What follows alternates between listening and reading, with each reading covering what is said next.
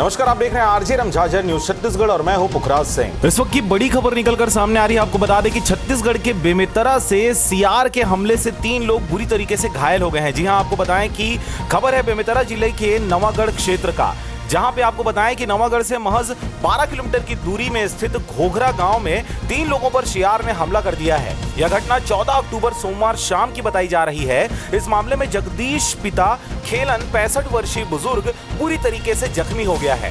साथ ही इसके बेटे अनिल साहू, बहू जगबाई, पति नंदू साहू 40 वर्षीय पर हमला किया गया है। आपको बताएं कि सीआर के काटने से ये तीनों लोग बड़ी बुरी तरीके से घायल हो गए हैं। विभिन्न हिस्सों में इनको बुरी तरीके से काटा गया है। आपको बताएं कि तीनों के विभिन्न हिस्सों में बुरी तरीके से जख्म और घाव के निशान अवस्थित हैं। आपको बताएं कि इन तीनों लोगों को विभिन्न हिस्सों में बुरी तरीके से जख्मी घायल अवस्था में इन्हें निजी वाहन से जिला अस्पताल मुंगेली लाया गया है, जहां कुछ देर बाद हालत को देखते हुए इन्हें बिलासपुर भी रिफर कर दिया गया है। बेमेतरा से रंजीत बंजारे की रिपोर्ट, आरजे रमझाझर।